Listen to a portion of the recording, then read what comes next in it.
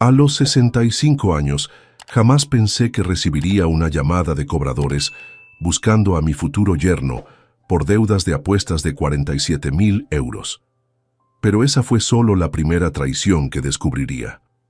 Antes de continuar, suscríbete al canal, activa la campanita porque todos los días tenemos nuevas historias. Deja tu like y cuéntanos en los comentarios desde qué ciudad nos estás viendo. Me llamo Esteban Morales Vega, tengo 65 años y durante décadas creí que había visto todo en la vida. Perdí a mi querida Isabel hace 5 años, dejándome solo con nuestra hija Sandra, de 32 años, quien se había convertido en el centro de mi universo. Trabajé durante 40 años como ingeniero civil, construyendo no solo edificios, sino también un patrimonio sólido que permitiera a mi familia vivir con dignidad. El 5 de marzo de 2024 comenzó como cualquier martes ordinario en mi oficina en el centro de Madrid. Había terminado de revisar unos planos cuando mi teléfono sonó a las 14:30. Al principio pensé que era otro cliente potencial, pero la voz al otro lado me heló la sangre. Señor Morales, soy de Cobros Express. Estamos buscando a Diego Ruiz Santamaría. Su número aparece como referencia en sus documentos. Diego, el prometido de mi Sandra. El hombre que supuestamente la haría feliz el próximo 20 de abril, fecha en la que habíamos planificado una boda de ensueño en el Palacio de los Sueños, con un presupuesto de 85.000 euros que yo estaba financiando completamente. ¿Qué tipo de cobranza?, pregunté, aunque algo en mi estómago ya me advertía que no querría escuchar la respuesta. Deudas de casas de apuestas online, señor. El monto actual es de 47.000 euros, con intereses acumulándose diariamente. ¿Puede contactarnos con él? Colgué el teléfono con las manos temblorosas. Durante un momento pensé que debía tratarse de un error, de una confusión de nombres. Diego trabajaba en una empresa de marketing, tenía un sueldo decente, conducía un coche nuevo. ¿Cómo era posible que tuviera semejantes deudas? Pero entonces recordé pequeños detalles que había ignorado. Las veces que lo había visto nervioso revisando su móvil durante las cenas familiares. Los comentarios extraños sobre inversiones online cuando le preguntaba sobre finanzas. La forma en que evitaba hablar de dinero cuando planificábamos los gastos de la boda. Esa misma tarde decidí investigar discretamente. Sandra había estado en casa el domingo anterior y recordé que había dejado algunos papeles sobre la mesa del comedor mientras revisábamos detalles de la boda. Entre esos documentos encontré extractos bancarios que ella había olvidado. Al revisarlos, mi corazón se hundió. Transferencias regulares a sitios web de apuestas, Bet365, William Hill, Wynn. Los montos eran astronómicos. En los últimos 6 meses, Diego había gastado más de 30.000 euros en apuestas online. Y lo peor de todo, muchas de esas transacciones se hacían con tarjetas adicionales de las cuentas de Sandra. Mi hija, mi niña preciosa, estaba financiando sin saberlo la adicción de su prometido. Esa noche no pude dormir. Me quedé despierto hasta las 4 de la madrugada, mirando al techo y tratando de procesar la información. Diego no solo tenía un problema grave de ludopatía, sino que además estaba usando a Sandra para alimentar su vicio. Recordé la conversación que habíamos tenido 3 semanas atrás, cuando me pidió que fuera el avalista de un préstamo para mejorar su situación crediticia antes del matrimonio. Yo había accedido sin dudar, confiando en él como el hombre que haría feliz a mi hija. Ahora entendía que todo había sido una estrategia calculada. El miércoles 6 de marzo desperté con una claridad dolorosa pero necesaria. Durante el desayuno, mientras bebía mi café con leche habitual, tomé una decisión que cambiaría todo. Tenía que confrontar a Sandra con la verdad, sin importar cuán dolorosa fuera. No podía permitir que mi hija se casara con un hombre que ya la estaba traicionando financiera y emocionalmente. El amor de padre me obligaba a actuar, incluso si eso significaba enfrentar su furia inicial. Preparé cuidadosamente todos los documentos que había encontrado, hice copias de los extractos bancarios y anoté los números de las empresas de cobranza. Si iba a tener esta conversación con Sandra, necesitaba pruebas irrefutables. Mientras organizaba todo en mi escritorio, una pregunta me atormentaba. ¿Cuánto más no sabía sobre Diego Ruiz Santamaría? La respuesta a esa pregunta llegaría muy pronto y sería mucho peor de lo que jamás había imaginado. El jueves 8 de marzo amaneció nublado sobre Madrid, como si el cielo anticipara la tormenta que estaba a punto de desatarse en mi familia. Había pasado 2 noches sin dormir, organizando cada documento, cada prueba que demostrara la realidad sobre Diego. A las 18:00 horas llamé a Sandra.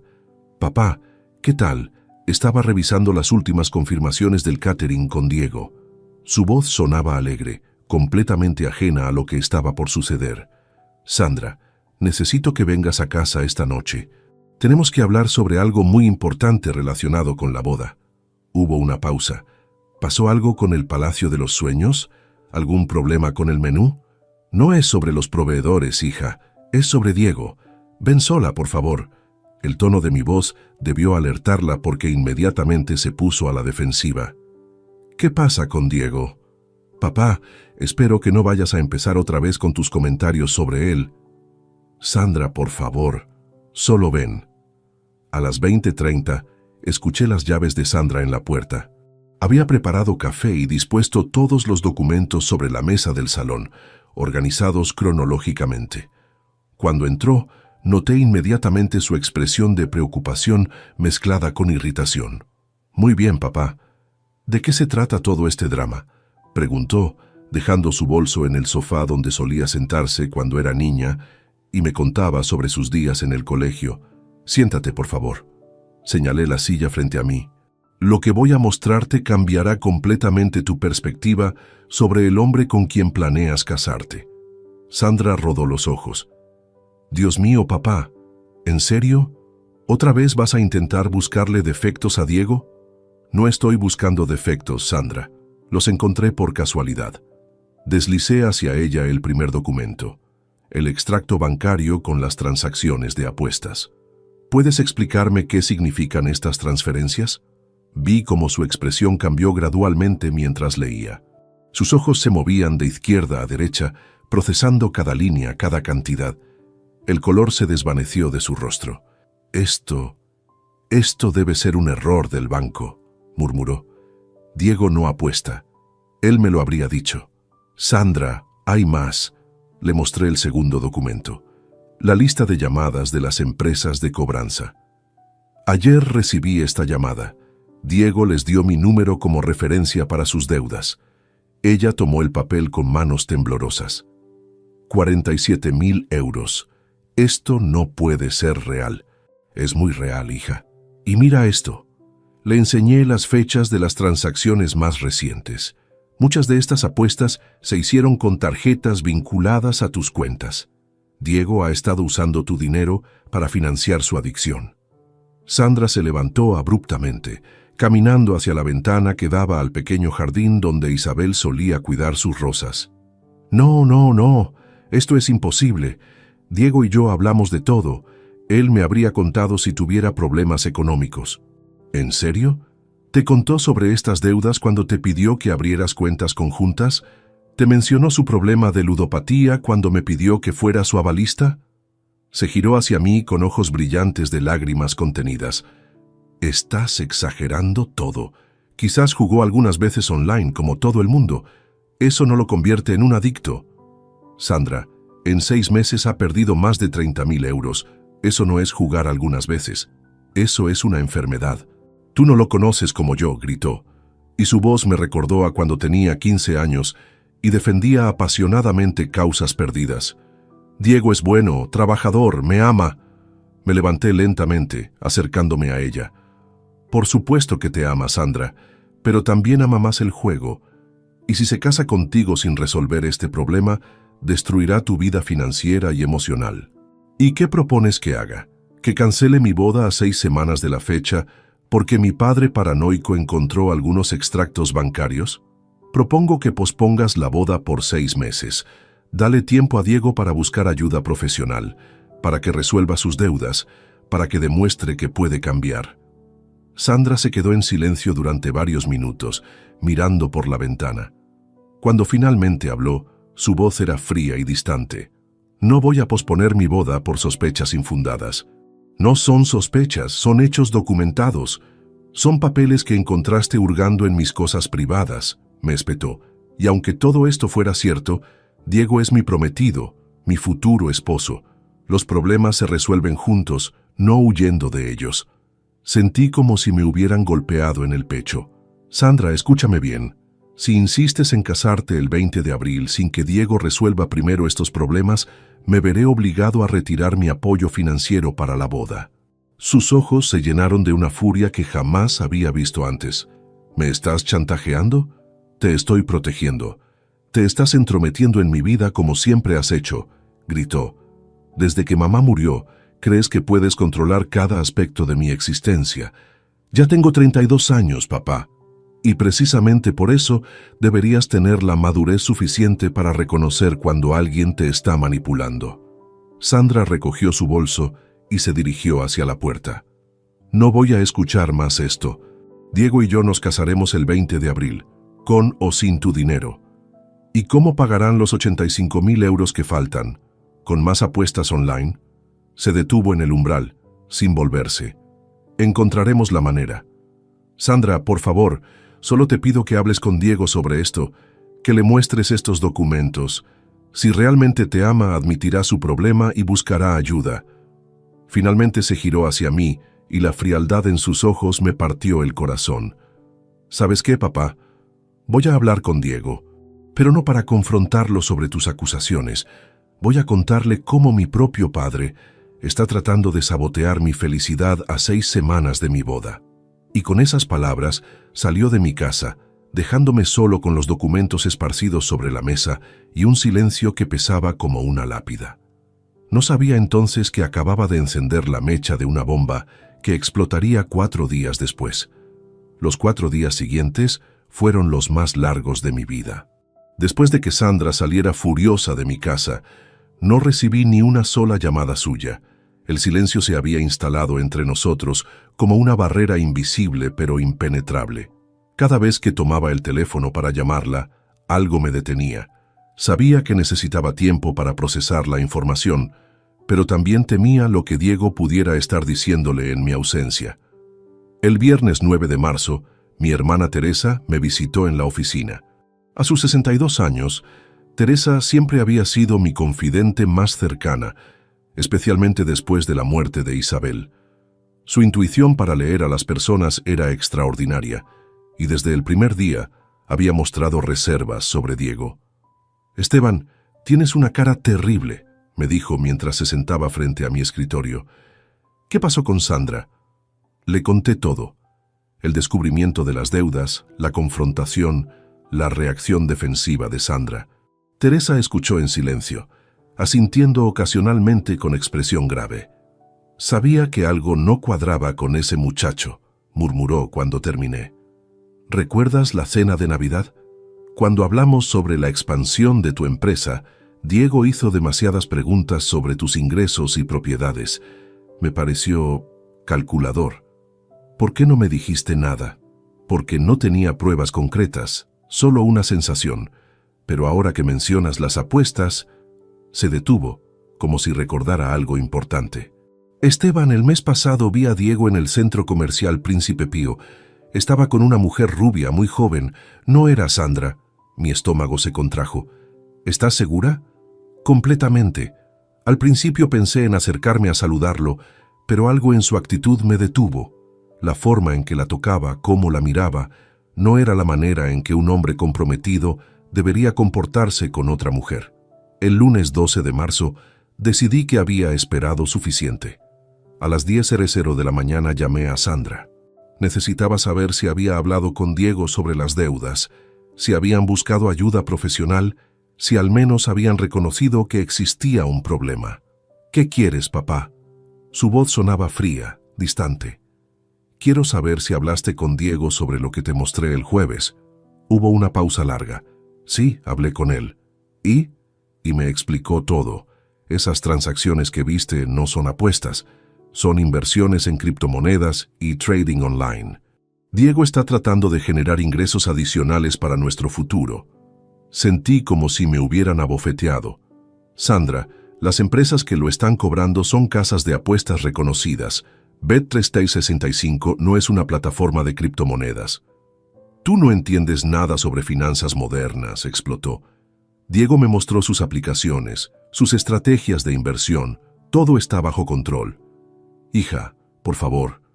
No, papá, basta ya. Diego me contó que lo llamaste el viernes fingiendo ser un cliente potencial para hacerle preguntas sobre sus finanzas. ¿Es cierto eso? Me quedé mudo. Efectivamente, había llamado a la empresa donde supuestamente trabajaba Diego para verificar su puesto y salario.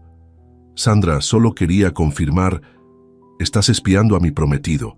Estás tratando de destruir mi relación. Estoy tratando de salvarte de un error que arruinará tu vida. Mi vida es mía para arruinar si quiero, gritó. Y Diego no la va a arruinar porque me ama y yo lo amo a él. Algo que tú no puedes entender porque has estado solo y amargado desde que mamá murió. Sus palabras fueron como dagas. Isabel había sido el amor de mi vida y su ausencia seguía doliendo cada día. Pero usar su memoria como arma contra mí... Sandra, escúchame muy bien, dije manteniendo la calma con un esfuerzo sobrehumano. Te voy a dar una última oportunidad. Si Diego no busca ayuda profesional para su ludopatía antes del 20 de marzo, cancelaré todos los pagos relacionados con la boda. Los 85.000 euros que he invertido. ¿Me estás dando un ultimátum? Te estoy ofreciendo una salida digna antes de que sea demasiado tarde. ¿Y si me niego? Entonces tendrás que financiar tu propia boda. El silencio que siguió fue ensordecedor. Podía escuchar su respiración agitada a través del teléfono. No puedes hacerme esto, susurró finalmente. Puedo y lo haré. Tengo todos los contratos a mi nombre. Todos los pagos salen de mis cuentas. Si Diego no demuestra que está buscando ayuda real para sus problemas antes del 20 de marzo, retiró mi apoyo financiero completamente. Papá, por favor. 8 días, Sandra. Eso es todo lo que pido. 8 días para que busque ayuda profesional. Colgó sin decir adiós. Esa noche no pude cenar. Me quedé en mi estudio, mirando las fotos de Sandra cuando era niña. Recordé cuando tenía 8 años y se cayó de la bicicleta, llorando no por el dolor sino por la vergüenza de haberse caído delante de sus amigos. No pasa nada, princesa, le había dicho entonces. Los golpes duelen, pero nos enseñan a ser más cuidadosos. Ahora ella estaba a punto de sufrir un golpe mucho más duro y yo era el único que podía evitarlo. El martes y miércoles pasaron sin noticias. El jueves por la mañana mi teléfono sonó. Era un número que no reconocía. Señor Morales, soy Diego. Creo que tenemos que hablar. Su voz sonaba diferente, menos segura, más calculadora. Te escucho. Mire, Sandra está muy alterada por toda esta situación. No entiendo por qué está causando tanto drama por algo tan insignificante. ¿Insignificante? ¿47.000 euros de deudas de apuestas te parecen insignificantes? Eso no son apuestas, son inversiones. Diego, dejemos de jugar. Tengo los registros de las casas de apuestas. Sé exactamente en qué has gastado el dinero. Hubo una pausa larga. Cuando volvió a hablar, su tono había cambiado completamente. Está bien, quizás jugué un poco más de lo que debería, pero eso no significa que tenga un problema, y definitivamente no significa que vaya a lastimar a Sandra. Ya la estás lastimando. Estás usando sus cuentas para financiar tus apuestas. Esos son detalles técnicos. El dinero es nuestro. Somos una pareja. No, Diego. Aún no están casados. Y si las cosas siguen así, nunca lo estarán. ¿Me está amenazando? Te estoy dando la misma oportunidad que le di a Sandra. Busca ayuda profesional antes del 20 de marzo. Demuestra que estás tomando en serio este problema y todo seguirá según lo planeado. ¿Y si me niego? Entonces tendrás que explicarle a Sandra por qué su boda de 85.000 euros se convirtió en una ceremonia civil de 200 euros. Diego se rió, pero era una risa fría, calculada. Señor Morales, creo que está subestimando el amor que su hija siente por mí. Sandra ya me eligió a mí por encima de usted. ¿Realmente cree que va a cambiar de opinión por dinero? Espero que no tengas que averiguarlo. Oh, pero creo que sí lo averiguaré. Esa noche a las 23:47 recibí el mensaje que cambiaría todo para siempre. Era de Sandra y contenía solo una línea. Prefiero quedarme sin padre que perder a mi esposo. Mientras leía esas palabras una y otra vez, sentí como si algo se rompiera definitivamente en mi interior. No era solo la traición, era la comprensión de que Diego había ganado la primera batalla. Pero yo aún no había comenzado a pelear la guerra. Prefiero quedarme sin padre que perder a mi esposo. Esas 10 palabras brillaban en la pantalla de mi móvil como brasas ardientes. Eran las 23:47 del 12 de marzo de 2024 y acababa de recibir el golpe más devastador de mis 65 años de vida. Ni siquiera cuando los médicos me dijeron que Isabel no superaría el cáncer, sentí un dolor tan profundo y cortante. Me quedé inmóvil en mi sillón de cuero marrón, ese donde Isabel solía acurrucarse conmigo las noches de domingo mientras veíamos películas clásicas. La casa estaba sumida en un silencio sepulcral, roto únicamente por el tic-tac del reloj de pared que había pertenecido a mis padres. Leí el mensaje una segunda vez, luego una tercera. Cada lectura era como recibir una nueva bofetada. Mi única hija, la niña que había consolado durante sus pesadillas, que había llevado en hombros por todos los parques de Madrid, que había aplaudido en cada recital escolar, acababa de elegir a un ludópata manipulador por encima de su propio padre. ¿Cómo habíamos llegado hasta aquí? El teléfono vibró nuevamente. Por un momento esperanzado, pensé que Sandra había recapacitado, que me escribía para disculparse. Pero era otro mensaje más largo. Diego me explicó que estás celoso porque ya no soy tu niñita, que no puedes aceptar que otra persona sea más importante en mi vida. Tiene razón. Desde que mamá murió, me has tratado como si fuera tu esposa, no tu hija. Es enfermizo, papá. Necesitas ayuda psicológica, no nosotros. Mis manos temblaron mientras sostenía el dispositivo. Las acusaciones de Sandra eran como veneno inyectado directamente en mis venas. ¿Celoso? ¿Enfermizo? ¿Tratarla como esposa? Cada palabra era una daga envuelta en la crueldad que solo puede venir de alguien que conoce exactamente dónde atacar para causar el máximo daño. Me levanté del sillón con piernas vacilantes y caminé hacia la ventana que daba al jardín trasero. Bajo la luz amarillenta de las farolas municipales, pude ver las rosas de Isabel, ahora marchitas por el invierno, pero que en primavera volverían a florecer. Como cada año desde su muerte, había cuidado personalmente cada arbusto, regándolos con la misma dedicación que ella había puesto durante décadas. ¿Era cierto lo que Diego le había dicho a Sandra? Había yo, en mi dolor por la pérdida de Isabel, proyectado sobre mi hija una dependencia emocional inadecuada? La duda se instaló en mi mente como un parásito, devorando mi seguridad interior.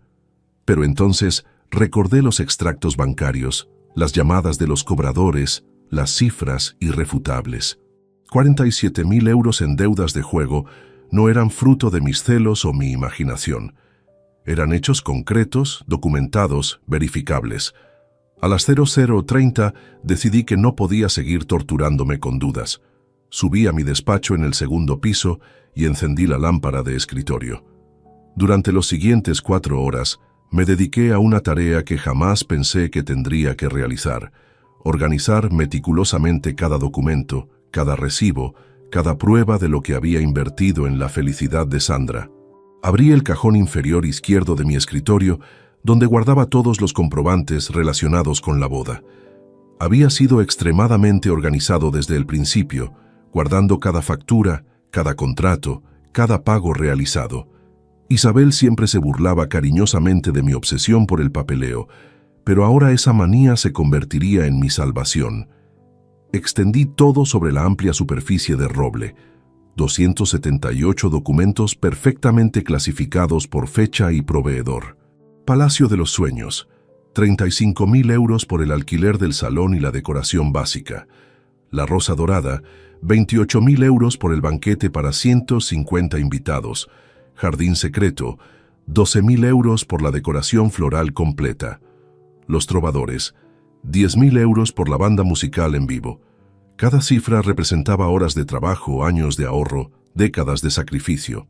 Recordé las horas extra que había trabajado durante los últimos 2 años, rechazando vacaciones y fines de semana libres para generar los ingresos adicionales que permitieran a Sandra tener la boda de sus sueños. A las 4:15 de la madrugada, terminé de catalogar todo. El total exacto era de 85.247 euros, sin contar el Mercedes-Benz clase C de 45.000 euros que había comprado como regalo de bodas y que estaba registrado a mi nombre hasta después de la ceremonia. Mientras organizaba los papeles en carpetas claramente etiquetadas, una calma extraña se apoderó de mí. Era como si cada documento fuera una pieza de armadura, protegiéndome contra las acusaciones y manipulaciones de Diego. Tenía pruebas irrefutables de mi generosidad, de mi amor paternal, de mi inversión total en la felicidad de Sandra. A las 6:00 en punto llamé a Teresa. Mi hermana respondió al tercer timbre, con voz somnolienta, pero inmediatamente alerta cuando escuchó mi tono. «Esteban, ¿qué pasó? ¿Estás bien?» «Teresa, necesito contarte algo. Sandra me mandó un mensaje anoche». Le leí textualmente ambos mensajes de Sandra. Al final, Teresa permaneció en silencio durante casi 1 minuto completo. «Dios mío», murmuró finalmente, «ese hombre realmente la tiene completamente manipulada». «¿Crees que estoy equivocado? ¿Que realmente soy un padre posesivo y celoso como dice Sandra?» «Esteban, te conozco desde hace 65 años. Eres muchas cosas. Testarudo, perfeccionista, a veces demasiado protector, pero nunca has sido posesivo de manera enfermiza. Lo que ese Diego le está diciendo a Sandra es manipulación psicológica pura». Sus palabras fueron como un bálsamo para mi alma herida. «¿Qué hago, Teresa? Mi propia hija me odia». «No te odia. Está confundida, asustada y completamente bajo la influencia de un maestro manipulador. Pero tienes que mantenerte firme en tus principios. Significa que voy a perderla. A corto plazo, quizás, pero si cedes ahora, si permites que se case con ese hombre sin consecuencias, la perderás para siempre de una manera mucho más devastadora». Después de colgar con Teresa, preparé café y me senté frente a la ventana de la cocina para ver el amanecer. Era martes 13 de marzo y había tomado una decisión que cambiaría todo. Sandra había elegido. Ahora me tocaba a mí elegir también. Durante toda la mañana, reflexioné sobre las palabras que había escuchado en el funeral de Isabel, pronunciadas por el padre González. El amor verdadero a veces requiere decisiones dolorosas, pero necesarias para el bien de la persona amada. En ese momento, había pensado que se refería al dolor de dejar ir a Isabel. Ahora entendía que también se aplicaba al dolor de establecer límites con los hijos adultos, incluso cuando esos límites podrían alejarlos temporalmente. A las 14:30 tomé mi teléfono y marqué el número de Rubén Ortega Méndez, mi abogado de confianza desde hacía 15 años. Necesitaba asesoramiento legal antes de tomar el siguiente paso. «Rubén, necesito verte urgentemente. Es sobre Sandra y su boda. ¿Pasó algo grave?» «Acaba de pasar. ¿Tienes tiempo esta tarde?» «Para ti, siempre. Ven a las 17:00. Mientras me preparaba para salir hacia el despacho de Rubén, eché un último vistazo a los 278 documentos perfectamente organizados sobre mi escritorio. Cada papel representaba amor, sacrificio, esperanza, pero también representaban poder. Sandra y Diego habían subestimado algo fundamental. Yo controlaba completamente todos los aspectos financieros de esa boda. Cada contrato estaba a mi nombre, cada pago salía de mis cuentas, cada proveedor tenía mis datos como responsable. Si mi hija prefería quedarse sin padre antes que perder a su futuro esposo, entonces tendría la oportunidad de demostrar qué tan sólido era realmente ese amor cuando no hubiera dinero de papá respaldándolo. La guerra que Diego había comenzado con su manipulación estaba a punto de tomar un giro que ninguno de los dos había anticipado. Y yo tenía todas las armas necesarias para ganarla. La oficina de Rubén Ortega Méndez ocupaba el tercer piso de un elegante edificio en el barrio de Salamanca. Durante 15 años había sido mi asesor legal en todo tipo de asuntos: contratos de construcción, inversiones inmobiliarias y tristemente, los trámites tras la muerte de Isabel. Ahora necesitaba su experiencia para algo completamente diferente. Esteban, tienes una expresión que no había visto desde el funeral de Isabel, me dijo Rubén mientras servía 2 tazas de té verde en su despacho forrado de libros de derecho. Cuéntame qué ha pasado. Le narré toda la situación con detalle clínico. El descubrimiento de las deudas de Diego, la confrontación con Sandra, los mensajes crueles de la noche anterior. Rubén escuchaba tomando notas ocasionales en su libreta de cuero negro. Muéstrame todos los contratos, pidió cuando terminé mi relato. Abrí mi maletín y extendí los documentos más importantes sobre su escritorio de caoba. Rubén los examinó uno por uno con la meticulosidad de un cirujano, ajustándose las gafas de lectura mientras leía cada cláusula. «Esto está muy bien estructurado», murmuró después de 20 minutos. «Todos los contratos están a tu nombre como contratante principal. Los proveedores tienen tus datos bancarios como única fuente de pago. Sandra y Diego aparecen únicamente como beneficiarios de los servicios sin responsabilidad contractual alguna. ¿Eso significa que puedo cancelar todo legalmente? Absolutamente, pero habrá consecuencias económicas». Rubén abrió una calculadora digital y comenzó a trabajar con las cifras. Veamos, la boda está programada para el 20 de abril, faltan 5 semanas y 2 días. La mayoría de contratos tienen cláusulas de cancelación escalonada. Me explicó detalladamente cada penalización. El Palacio de los Sueños cobraría 3.000 euros por cancelación con menos de 6 semanas de anticipación. La Rosa Dorada, al ser un catering especializado, exigiría 2.500 euros por los ingredientes ya adquiridos y la reserva de personal. Jardín Secreto mantendría 1.000 euros por las flores ya encargadas en Holanda.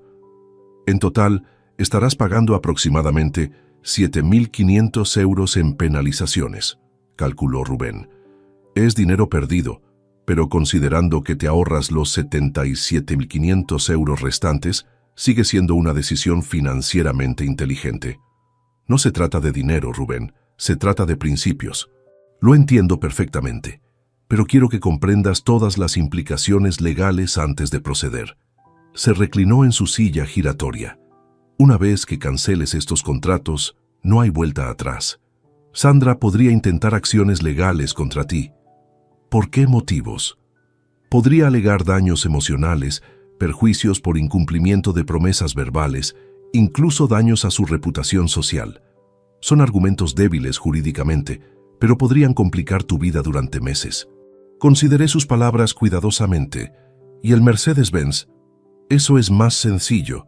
El vehículo está registrado a tu nombre, financiado con tu crédito personal y aún no ha sido transferido legalmente a Sandra. Puedes recuperarlo sin problemas legales. ¿Qué hay de las cuentas bancarias conjuntas que abrí con Sandra para los gastos de la boda? Rubén revisó los documentos bancarios que había traído. Estas cuentas están estructuradas como cuentas de depósito con 2 titulares, pero tú eres el único aportante de fondos. Puedes cerrarlas inmediatamente y recuperar el saldo remanente, que según veo aquí, es de 15.000 euros. ¿Y si Diego ya ha dispuesto de parte de esos fondos para sus apuestas? Entonces tendrás base legal para demandarlo por apropiación indebida. Los movimientos bancarios están documentados y cualquier uso no autorizado para fines distintos a los gastos de boda constituye un delito. Rubén se levantó y caminó hacia la ventana que daba a la calle Serrano. Esteban, como tu abogado debo preguntarte, ¿estás completamente seguro de que quieres proceder? Una vez que tomes este camino, la relación con Sandra cambiará para siempre. Ya cambió anoche, cuando decidió elegir a un ludópata manipulador sobre su propio padre. Entiende que Sandra puede reaccionar de maneras impredecibles. La manipulación psicológica que describes es muy real y muy poderosa. Diego probablemente la convencerá de que tú eres el villano de esta historia. Prefiero ser el villano que salva a mi hija que el padre complaciente que la ve destruirse. Rubén asintió lentamente. Muy bien. Entonces procedamos metódicamente. Te sugiero que hagas las cancelaciones en un orden específico para minimizar los problemas legales. Durante la siguiente hora, diseñamos una estrategia detallada. Primero cancelaríamos los servicios más grandes y costosos, el salón y el catering. Luego, los servicios secundarios, flores, música, fotografía. Finalmente, nos ocuparíamos de los aspectos financieros, cerrar las cuentas bancarias, recuperar el Mercedes-Benz y revisar cualquier otro compromiso económico pendiente. ¿Necesito informar a Sandra antes de proceder?, pregunté. Legalmente no. Moralmente, es tu decisión. Pero te aconsejo que documentes todo el proceso. Guarda copias de cada cancelación, cada email, cada conversación telefónica. Si esto termina en los tribunales, necesitarás pruebas de que actuaste de manera responsable y justificada. Antes de irme, Rubén me entregó una carpeta con formularios preimpresos para las cancelaciones y una lista de verificación para asegurarme de no olvidar ningún detalle. Una última cosa, Esteban, me dijo, mientras estrecharme la mano en la puerta. Considera la posibilidad de que Sandra eventualmente reconozca que tenía razón. Cuando eso suceda, y estoy seguro de que sucederá, asegúrate de estar preparado para perdonar. ¿Y si nunca sucede? Entonces al menos sabrás que hiciste todo lo posible por protegerla, incluso de sí misma. Regresé a casa a las 19:30 con una claridad mental que no había sentido en días. En mi estudio, dispuse todo el material que Rubén me había proporcionado junto con mis 278 documentos organizados. Era como preparar una campaña militar, con mapas, estrategias y recursos claramente definidos.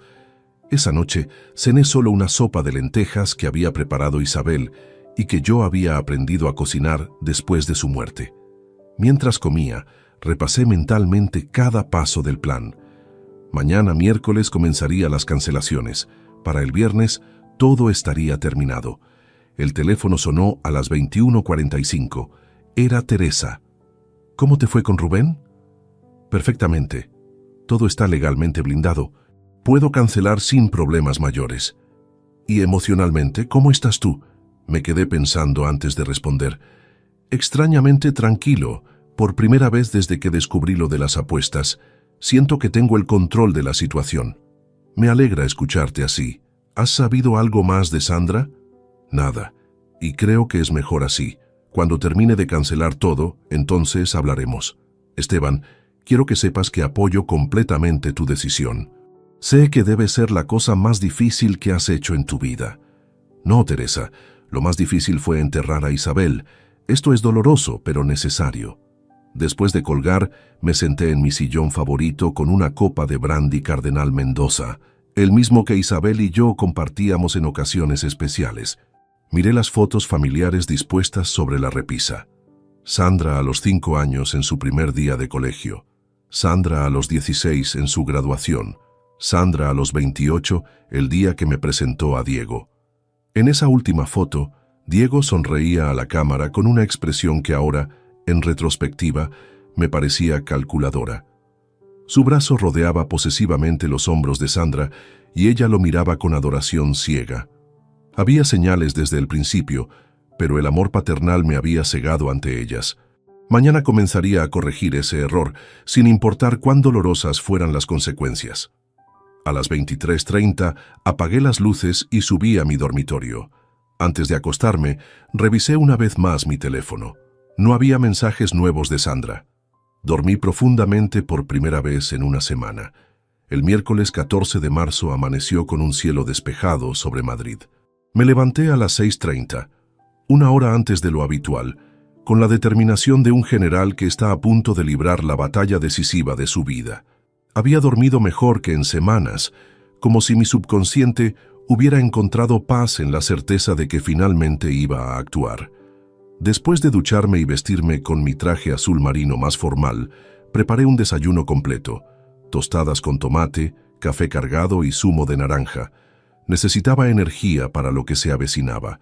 Mientras desayunaba, repasé una vez más la lista de verificación que Rubén había preparado, asegurándome de tener todos los números de teléfono, referencias de contrato y documentos necesarios. A las 9:00 en punto, me instalé en mi despacho con todos los materiales organizados sobre el escritorio. La primera llamada sería la más impactante, el Palacio de los Sueños. Buenos días, habla Elena Vázquez. ¿En qué puedo ayudarle? Buenos días, Elena. Soy Esteban Morales Vega. Tengo contratado su salón para el 20 de abril bajo el número de referencia PS 2024-0847. Señor Morales, por supuesto, la boda de su hija Sandra. Todo está progresando perfectamente. Ayer mismo confirmamos el menú degustación y... Elena, lamento interrumpirla, pero necesito cancelar completamente el evento. El silencio al otro lado de la línea fue tan profundo que pensé que se había cortado la comunicación. «¿Señor Morales?», dijo. «¿Cancelar?». «Así es. Por motivos familiares urgentes, necesitamos cancelar la celebración». «Pero señor, faltan solo 5 semanas. Hemos hecho pedidos especiales, contratado personal adicional, reservado proveedores exclusivos». «Comprendo perfectamente las implicaciones, Elena. Estoy dispuesto a asumir las penalizaciones contractuales correspondientes». Elena me transfirió con el director comercial, Alejandro Ruiz, quien intentó durante 20 minutos convencerme de posponer en lugar de cancelar. Le expliqué educadamente, pero con firmeza, que la cancelación era definitiva e irrevocable. «Señor Morales, la penalización será de 3.000 euros, más el 15% de IVA. Son 3.450 euros que perderá completamente». «Entendido. ¿Cuándo puedo pasar a firmar la cancelación?» «Esta misma tarde, si quiere. Necesitamos formalizar todo cuanto antes para minimizar nuestras propias pérdidas». La segunda llamada fue a La Rosa Dorada. El chef propietario, Fernando Castillo, se mostró inicialmente incrédulo y luego visiblemente molesto.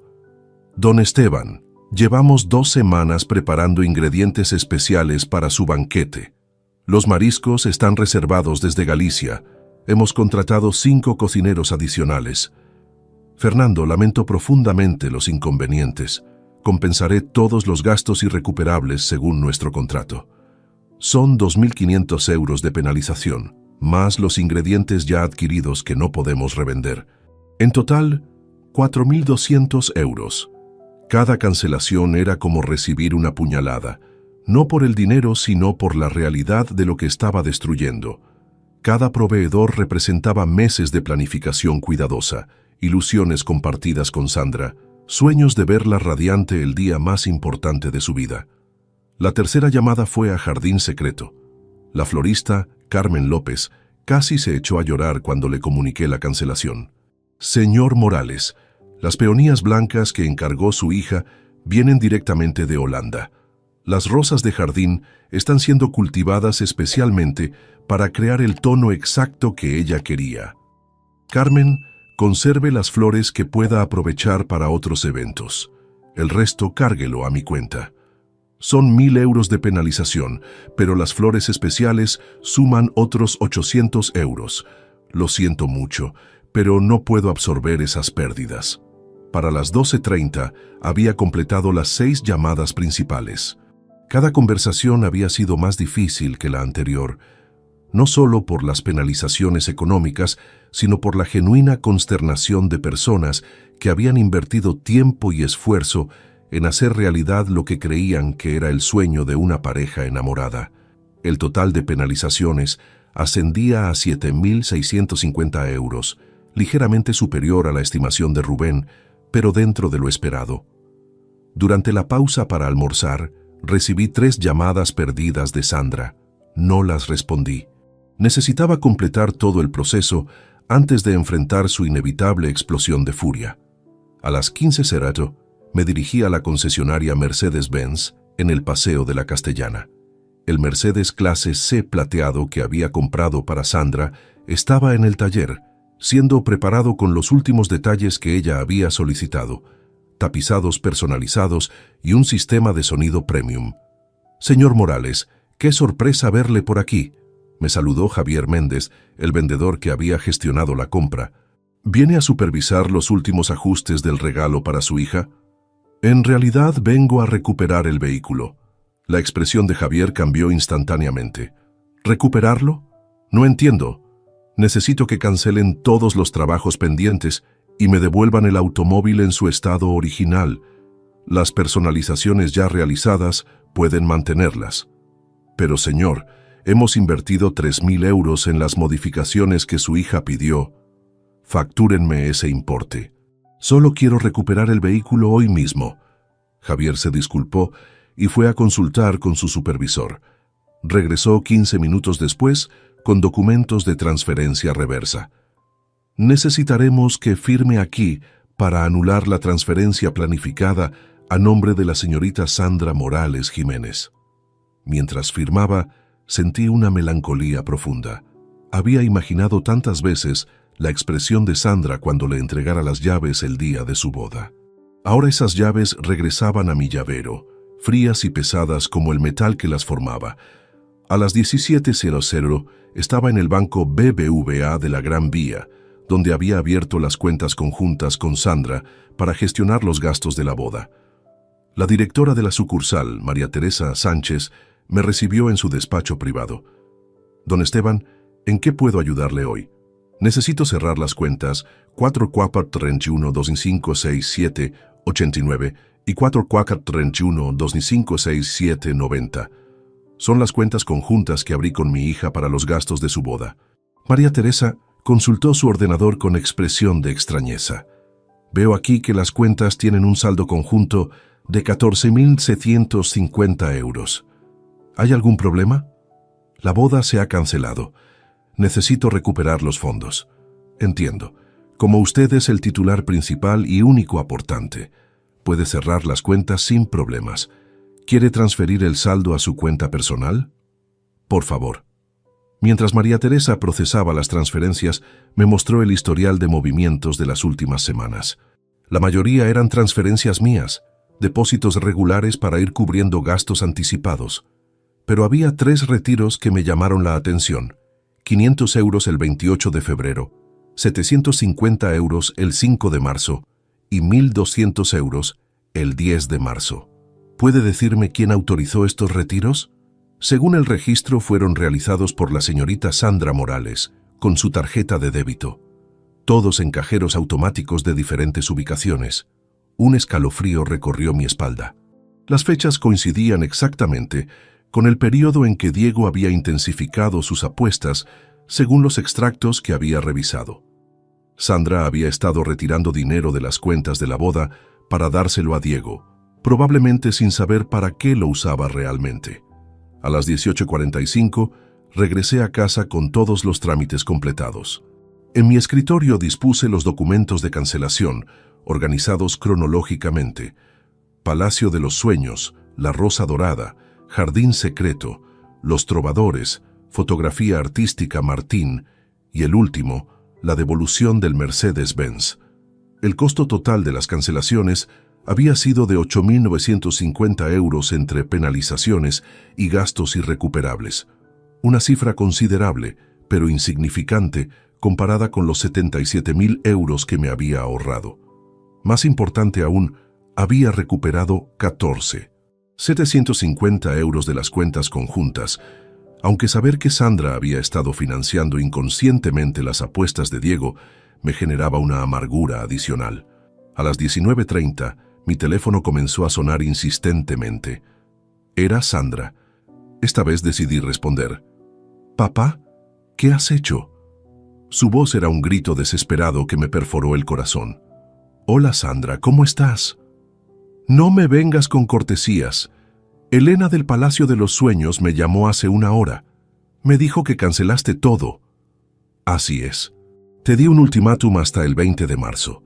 Han pasado 2 días y no he recibido ninguna confirmación de que Diego esté buscando ayuda profesional». «¡Estás loco! ¿Cómo pudiste hacer esto?» «Muy fácilmente. Todos los contratos estaban a mi nombre. Todos los pagos salían de mis cuentas.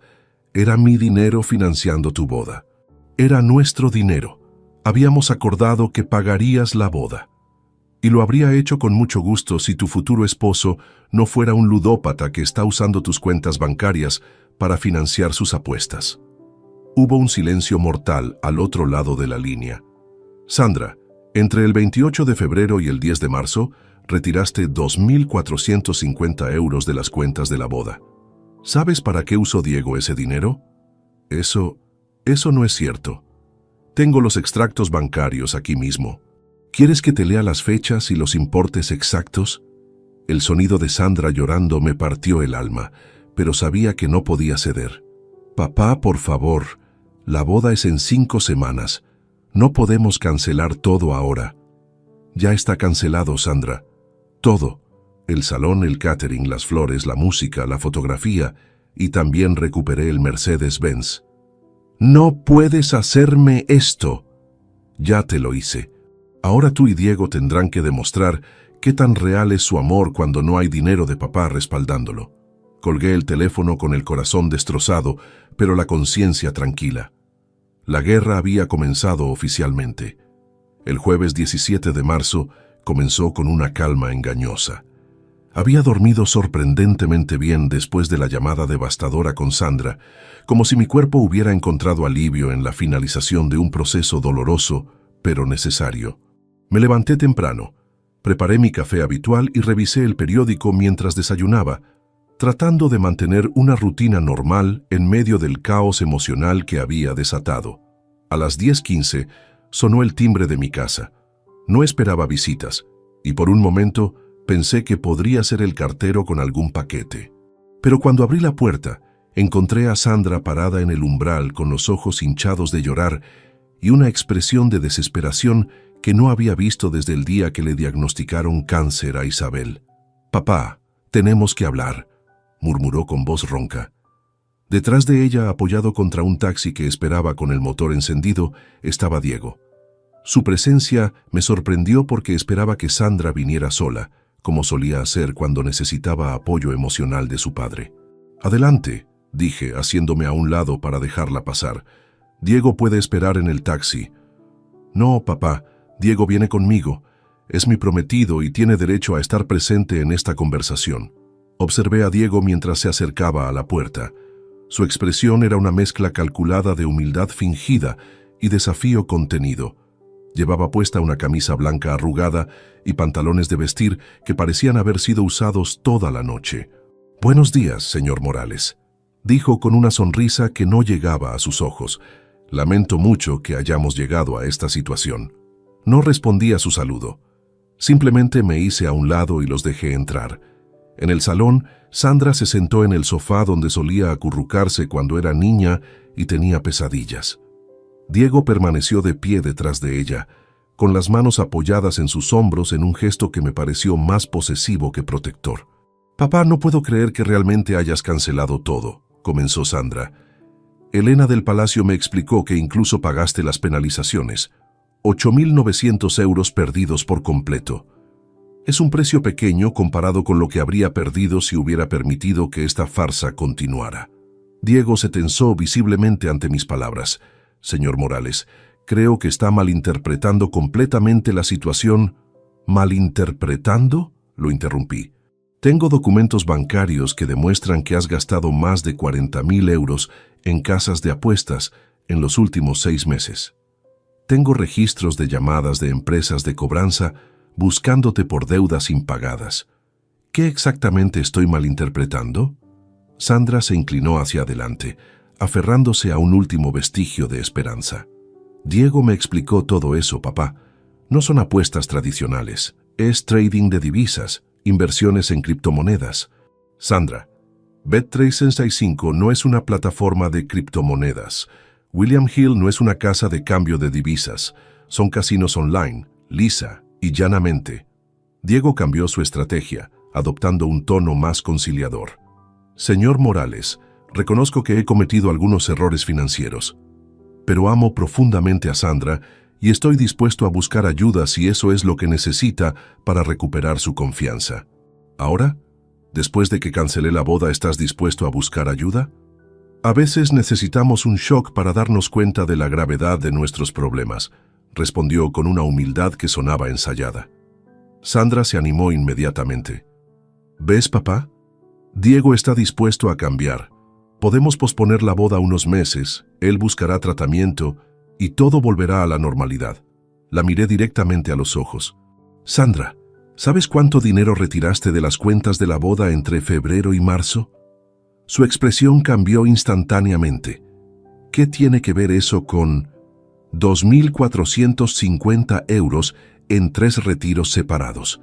¿Para qué usaste ese dinero?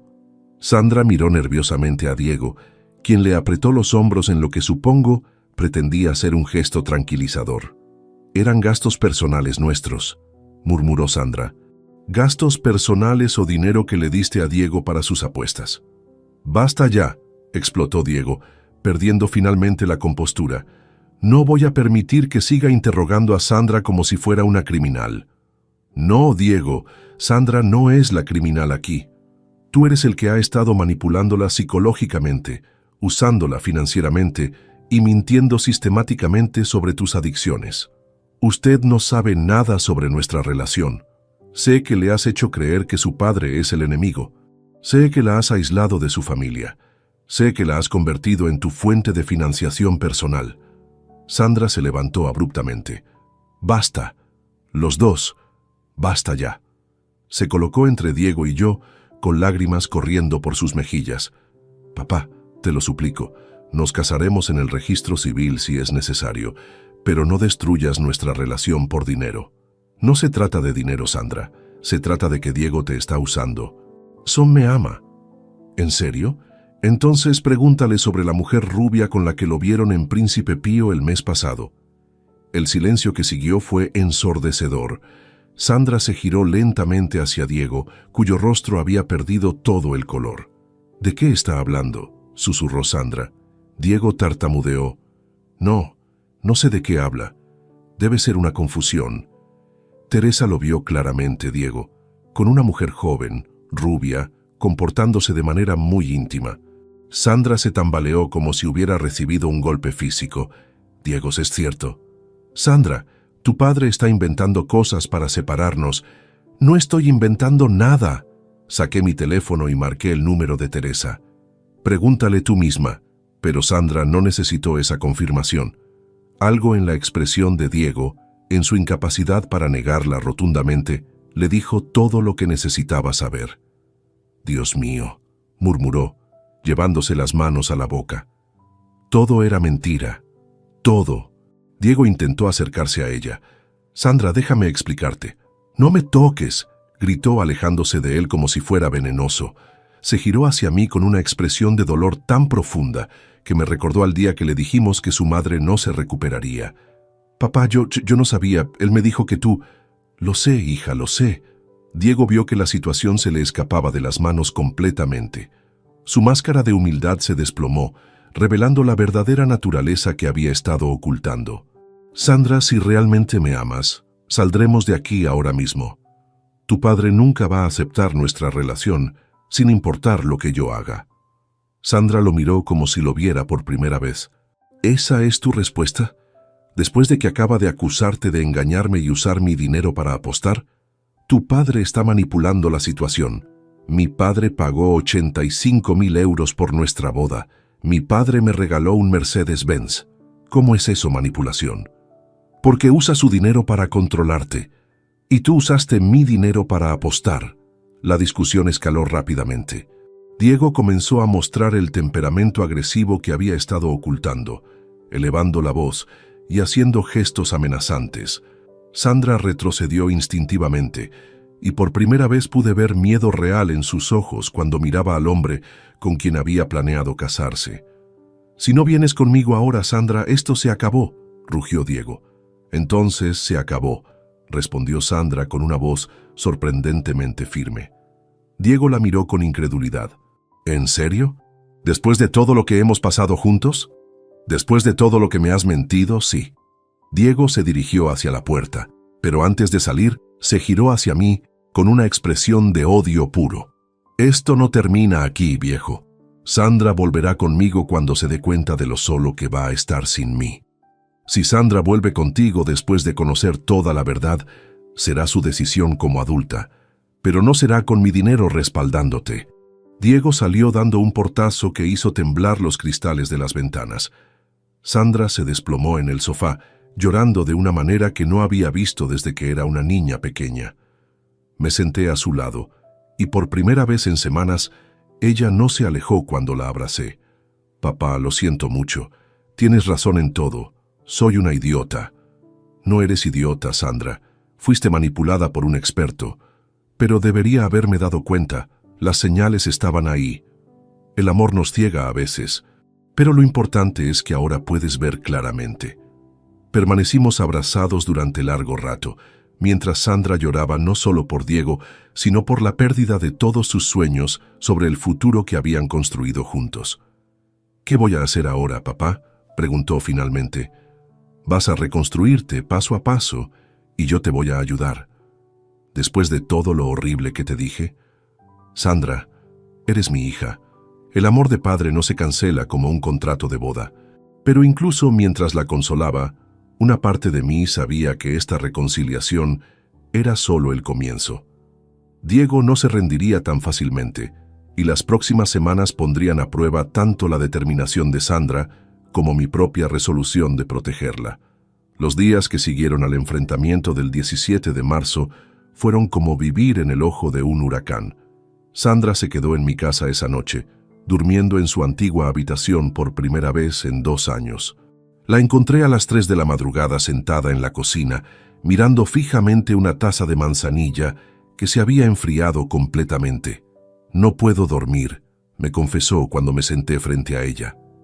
«Cada vez que cierro los ojos, recuerdo todas las mentiras que me dijo, todas las veces que defendí sus comportamientos extraños. El cerebro necesita tiempo para procesar la traición», le dije, sirviéndome también una infusión. «Cuando perdí a tu madre, tampoco podía dormir. La mente sigue buscando explicaciones, tratando de encontrar sentido a lo que no lo tiene.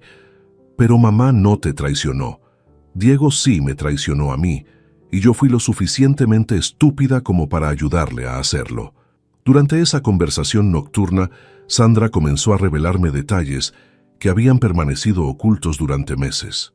Me contó sobre las ocasiones en que Diego desaparecía durante horas sin explicación, sobre los cambios de humor repentinos cuando perdía dinero, sobre las excusas elaboradas para pedirle pequeñas cantidades de dinero prestado que nunca devolvía. La semana pasada me pidió 500 euros porque supuestamente su empresa había retrasado el pago de su nómina. Me explicó con voz quebrada. Yo se los di sin dudar porque confiaba en él completamente. El viernes 18 de marzo comenzaron las verdaderas consecuencias sociales de la cancelación. El teléfono no dejaba de sonar con llamadas de familiares, amigos y conocidos que habían recibido noticias fragmentadas sobre lo ocurrido. Mi cuñada Pilar, hermana de Isabel, fue la primera en aparecer en casa alrededor del mediodía con una expresión de preocupación genuina mezclada con curiosidad malsana. «Esteban, ¿es cierto que cancelaste la boda de Sandra?», preguntó sin preámbulos mientras entraba al salón. «Es cierto, Pilar. Descubrí que Diego tiene serios problemas de ludopatía y estaba manipulando a Sandra. Pero hijo, faltan solo 5 semanas. No pudiste esperar hasta después de la boda para resolver esos problemas». Esa actitud, lamentablemente, sería típica de muchas personas en los días siguientes. Para algunos familiares y amigos, la reputación social y evitar la vergüenza de una boda cancelada eran más importantes que proteger a Sandra de un matrimonio destructivo. Sandra, que había estado escuchando la conversación desde la cocina, apareció en el salón con ojos enrojecidos pero voz firme. «Tía Pilar, mi padre me salvó de cometer el peor error de mi vida. Diego no solo es un ludópata, también me era infiel». La expresión de Pilar cambió inmediatamente. Durante la siguiente hora, Sandra le contó toda la historia, y pude ver cómo mi cuñada pasaba de la incredulidad inicial al apoyo completo. Pero no todas las reacciones fueron tan comprensivas. El sábado 19 de marzo, Sandra recibió una llamada de su amiga íntima, Cristina Vega, quien había sido elegida como dama de honor principal. «Sandra, acabo de recibir tu mensaje sobre la cancelación. ¿Estás completamente segura de lo que estás haciendo?», le preguntó Cristina con tono de reproche. «Yo ya compré el vestido de dama de honor, pagué el hotel para el fin de semana de la boda y tomé días libres en el trabajo. Cristina, Diego me estaba engañando y usando mi dinero para apostar. Pero Sandra, todos los hombres tienen defectos. No se cancela una boda por eso. Podrían haber trabajado en sus problemas después de casarse». Esa conversación terminó mal, con Cristina acusando a Sandra de ser dramática e inmadura y colgando abruptamente. Fue la primera de varias amistades que Sandra perdería en los días siguientes. El domingo, durante la misa matutina en San Patricio, nuestra parroquia de toda la vida, experimenté directamente el peso de la presión social. Varias personas que conocía desde hacía décadas se acercaron con expresiones de falsa compasión. «Esteban, me enteré de lo de Sandra», murmuró Amparo Ruiz, una mujer que había sido amiga cercana de Isabel. «Qué lástima que no pudieran resolver sus diferencias de otra manera». No eran diferencias, Amparo. El prometido de Sandra tenía problemas graves de adicción al juego. Sí, pero hijo, en mis tiempos las familias resolvían estos problemas internamente. Cancelar una boda es tan público. Esa frase me indignó profundamente. ¿Prefieres que Sandra se case con un ludópata para evitar murmuraciones? Por supuesto que no, pero quizás podrían haber pospuesto en lugar de cancelar. Salí de la iglesia ese domingo con la clara comprensión de que enfrentaríamos meses de comentarios similares de personas que priorizaban las apariencias sobre el bienestar real de Sandra. El lunes 21 de marzo trajo las consecuencias financieras más dolorosas para Sandra personalmente. Recibió llamadas de 3 proveedores, con quienes ella había hecho contratos por separado, usando sus propios ahorros para elementos que yo no había cubierto. La primera llamada fue de Elegancia Nupcial, la boutique donde había comprado su vestido de novia. Elena Moreno, la propietaria, le explicó que el vestido había sido diseñado específicamente para ella y no podía ser vendido a otra clienta. Sandra, el vestido costó 2.800 euros y está completamente personalizado según tus medidas y preferencias. No puedo devolverte el dinero porque es imposible de revender. La segunda pérdida fue el paquete de luna de miel en Santorini que Sandra había reservado como sorpresa para Diego. La agencia de viajes Mediterráneo Tours le informó que, al estar a menos de 6 semanas del viaje, solo podrían reembolsar el 30% del costo total. Señorita Morales, el paquete costó 4.500 euros. Podemos devolverle 1.350 euros, pero los 3.150 euros restantes se pierden debido a las políticas de cancelación de los hoteles y aerolíneas. La tercera pérdida fueron los 200 euros que había pagado por las invitaciones de boda en papel artesanal, ya impresas con sus nombres y la fecha del 20 de abril. En total, Sandra perdió 13.150 euros de sus propios ahorros, dinero que había estado juntando durante 3 años, trabajando como administrativa en una empresa de seguros. «Papá, estos eran todos mis ahorros», me confesó esa noche mientras revisábamos juntos los documentos de cancelación.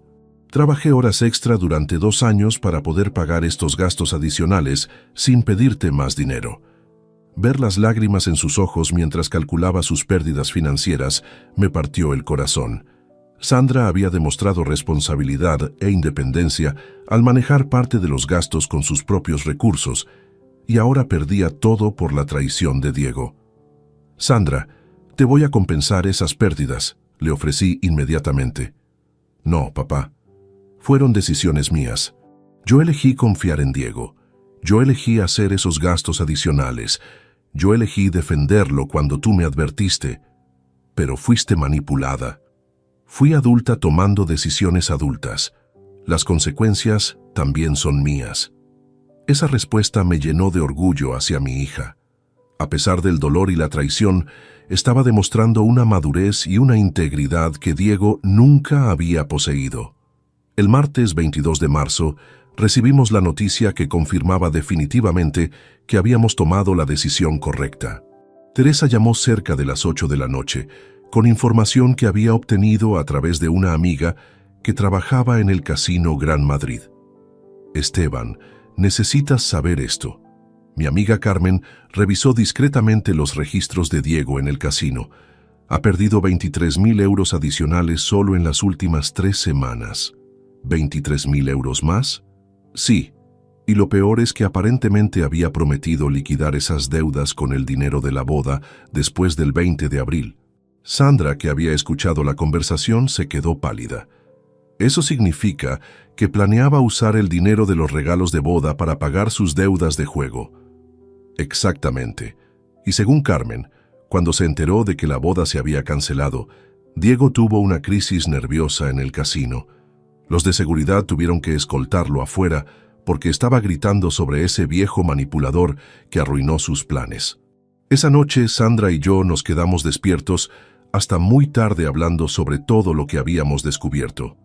Cada nueva revelación confirmaba que Diego no solo había sido un novio mentiroso, sino un depredador financiero que había visto en nuestra familia una oportunidad de oro para resolver sus problemas económicos. «Papá, ¿crees que alguna vez me amó realmente?», me preguntó Sandra antes de irse a dormir. «Creo que Diego ama la idea de tener acceso a una vida cómoda, sin responsabilidades. Pero amor verdadero, el tipo de amor que requiere sacrificio personal y compromiso real, no, Sandra. No creo que sea capaz de ese tipo de amor. Entonces, perdí 2 años de mi vida con alguien que solo me veía como una fuente de dinero. No perdiste nada, hija. Aprendiste algo invaluable sobre tu propia fortaleza y sobre la importancia de confiar en tu instinto cuando algo no se siente bien». Mientras Sandra subía a su habitación, yo me quedé en el salón reflexionando sobre las últimas semanas.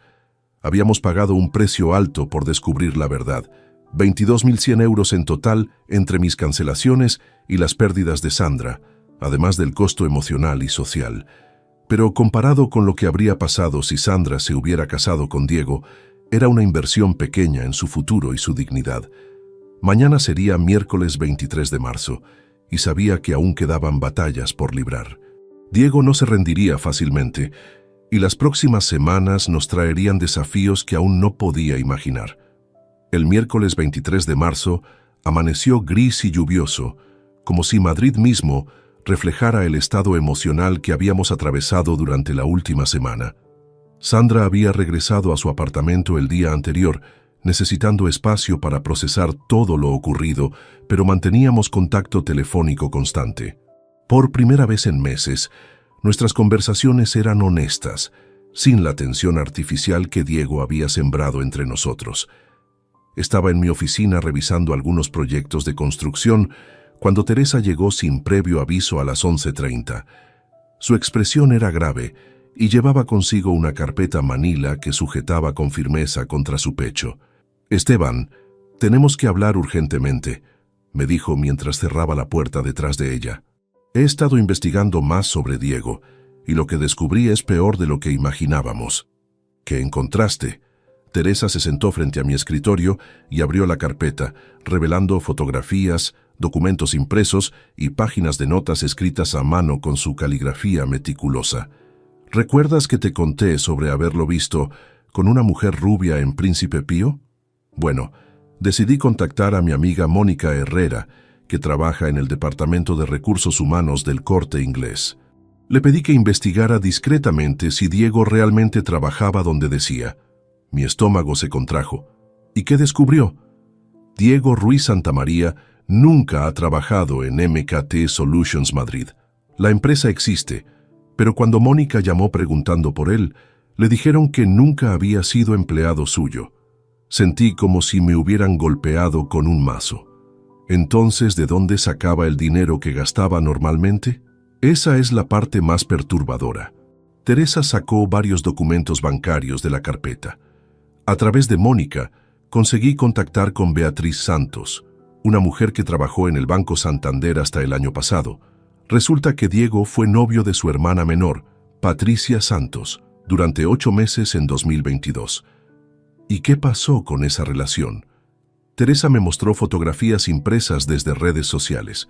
Diego con una joven morena de unos 25 años, sonriendo en restaurantes caros y vacaciones en la playa.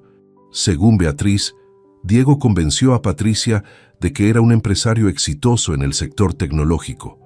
La muchacha, que era cajera en una sucursal bancaria, comenzó a prestarle dinero regularmente para inversiones temporales que siempre tenían algún problema burocrático que impedía que él pudiera acceder a sus fondos principales. El mismo patrón que usó con Sandra. Exactamente. Pero con Patricia fue más agresivo. En 6 meses, le sacó 18.000 euros de sus ahorros personales. Cuando la familia se enteró y lo confrontó, Diego desapareció de la noche a la mañana, dejando solo una nota diciendo que había tenido que viajar urgentemente a Alemania por negocios. Revisé las fechas en los documentos. Eso significa que conoció a Sandra apenas 2 meses después de estafar a Patricia Santos. Correcto. Y hay más. Teresa sacó otra serie de documentos.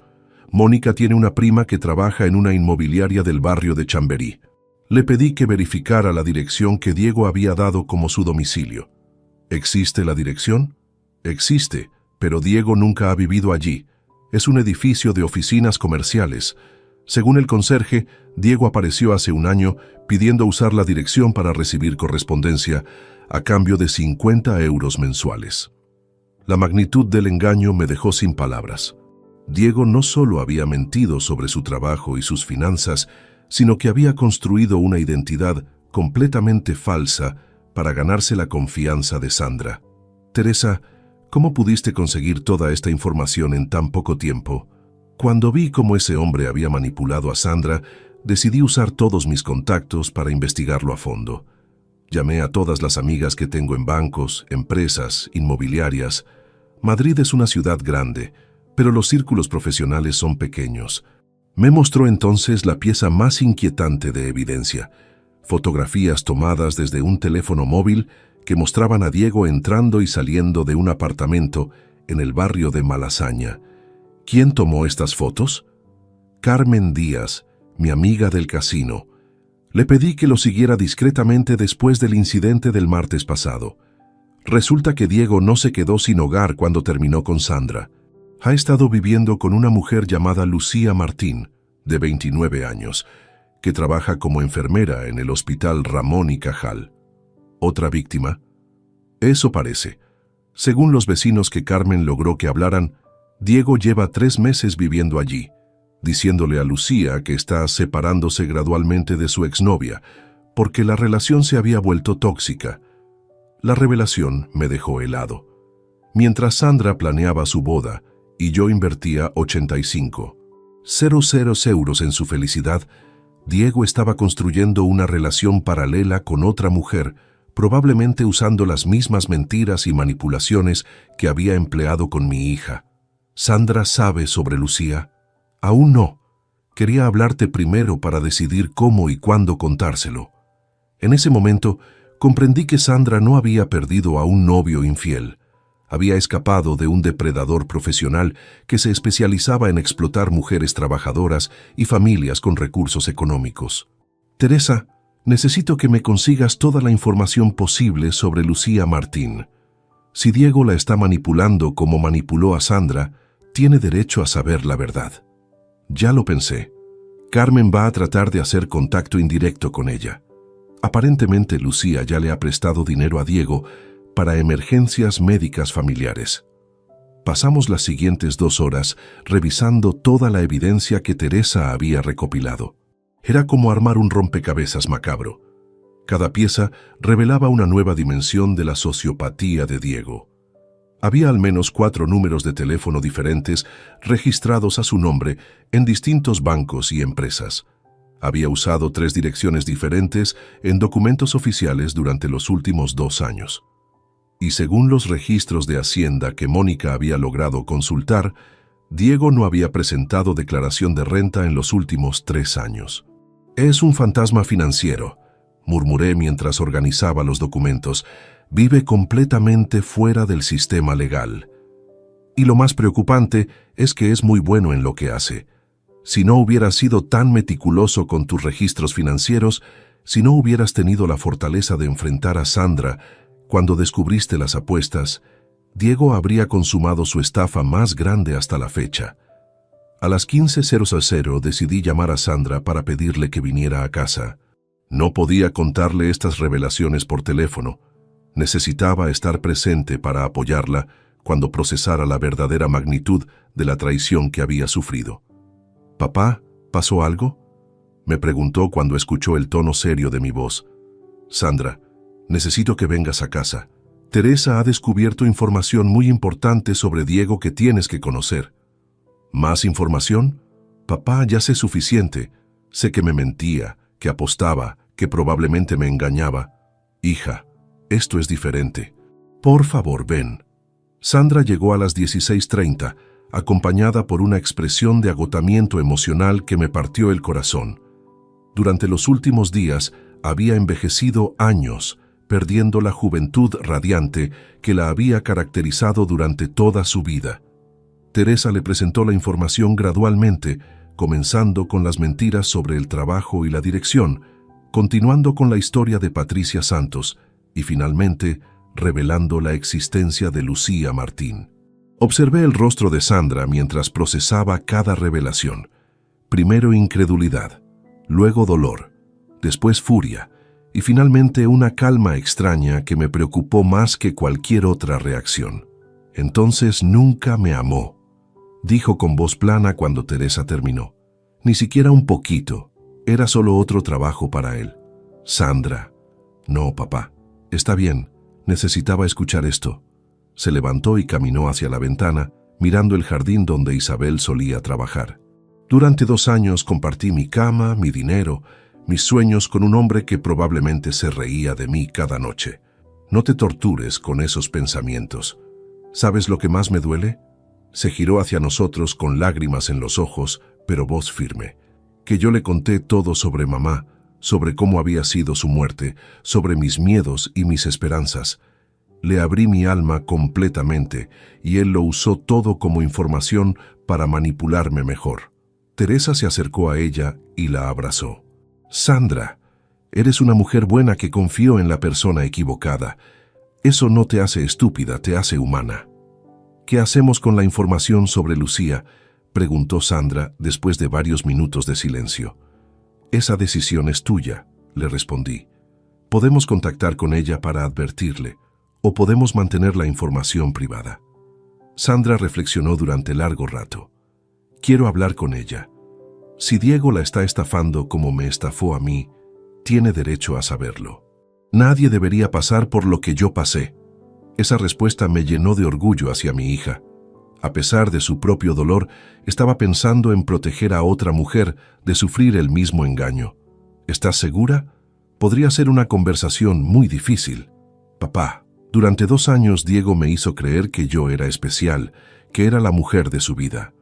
Si Lucía está escuchando las mismas mentiras, merece conocer la verdad antes de que sea demasiado tarde. Esa noche, mientras Teresa organizaba el contacto con Lucía a través de Carmen, yo reflexioné sobre la transformación de Sandra durante las últimas semanas.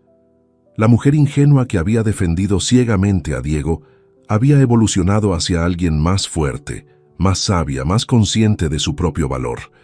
Diego había intentado destruir a mi hija, pero inadvertidamente había forjado en ella una fortaleza que nunca habría desarrollado de otra manera. Sin embargo, sabía que aún faltaba el capítulo final de esta historia, y tenía la sensación de que Diego no desaparecería silenciosamente como había hecho con Patricia Santos. Esta vez había perdido demasiado dinero potencial y los hombres como él no aceptan la derrota fácilmente. La guerra estaba lejos de terminar. El viernes 25 de marzo comenzó con una llamada inesperada que cambiaría definitivamente el rumbo de los acontecimientos. Eran las 8:45 de la mañana cuando mi teléfono sonó con un número desconocido. Al responder, escuché una voz femenina temblorosa y desesperada. «Señor Morales, soy Lucía Martín. Creo que necesitamos hablar sobre Diego». Mi corazón se aceleró inmediatamente.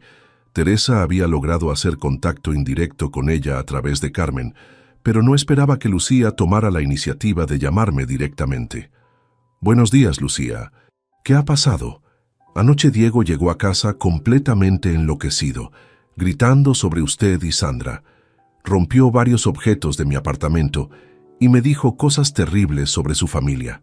Su voz se quebró. Después desapareció llevándose mi laptop y las joyas que heredé de mi abuela. ¿Estás herida? ¿Necesitas ayuda médica? Físicamente estoy bien, pero, señor Morales, encontré cosas. Después de que se fue, revisé sus pertenencias y encontré documentos, fotos, incluso cartas de amor dirigidas a otras mujeres. Lucía, ¿puedes venir a mi oficina esta mañana? Mi hija Sandra quiere conocerte y creo que juntas pueden ayudarse mutuamente a entender lo que realmente ha estado haciendo Diego. Sandra querrá verme. Pensé que me odiaría. Sandra es una mujer extraordinaria que ha pasado por exactamente lo mismo que tú. Créeme, lo último que siente por ti es odio.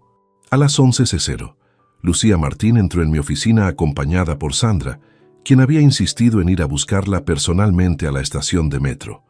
Lucía era una mujer menuda de 29 años, con el cabello castaño recogido y ojeras profundas que delataban una noche sin dormir.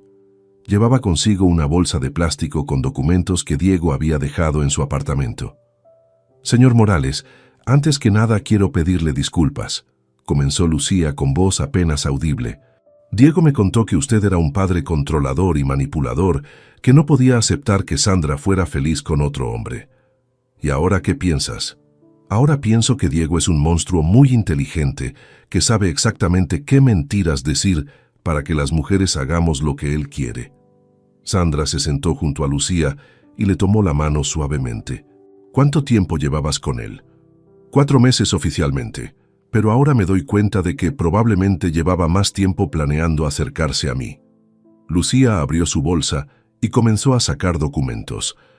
«Trabajo en el Hospital Ramón y Cajal, y Diego aparecía frecuentemente en la cafetería del hospital. Decía que visitaba a un tío enfermo, pero ahora creo que me estaba estudiando». «¿Cómo comenzó su relación?» «Un día me invitó a tomar café y me contó una historia muy triste sobre cómo su novia lo había dejado por presiones familiares.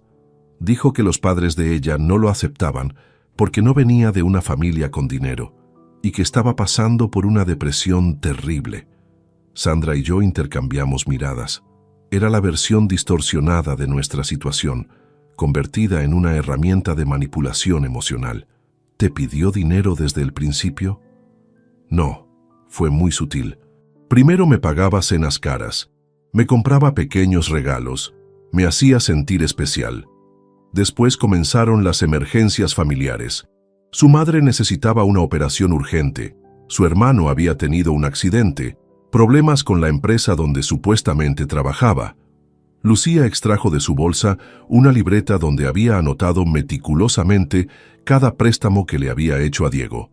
«En 4 meses le presté 8.400 euros», dijo con voz quebrada. Todo el dinero que había ahorrado durante 2 años para comprar un coche. Sandra la abrazó espontáneamente. «Lucía, yo perdí 13.000 euros de mis propios ahorros, más otros 2.400 que retiré de las cuentas de la boda para dárselos sin que mi padre se enterara». «¿En serio? ¿A ti también te pidió dinero constantemente?» «Sí, pero era muy inteligente. Nunca eran cantidades enormes de una vez. 50 euros aquí, 200 allá, 500 por una emergencia. Al final sumas todo y te das cuenta de que has estado financiando su adicción al juego durante meses». Lucía entonces nos mostró la evidencia más perturbadora que había encontrado. Un cuaderno donde Diego llevaba un registro detallado de sus objetivos financieros con diferentes mujeres. «Encontré esto escondido en el fondo de mi armario», dijo mientras abría el cuaderno. «Hay listas con nombres de mujeres, sus trabajos, sus situaciones familiares, y al lado una estimación de cuánto dinero podría sacar de cada una». Mi sangre se heló cuando vi la página dedicada a Sandra. Diego había anotado: «Sandra Morales, 32 años, administrativa, padre viudo con dinero, potencial boda 80.000, 100.000 euros, objetivo a largo plazo». En la página siguiente estaba la información de Lucía. Lucía Martín, 29 años, enfermera, sin familia cercana, ahorros estimados 10, 0 euros, vulnerable emocionalmente.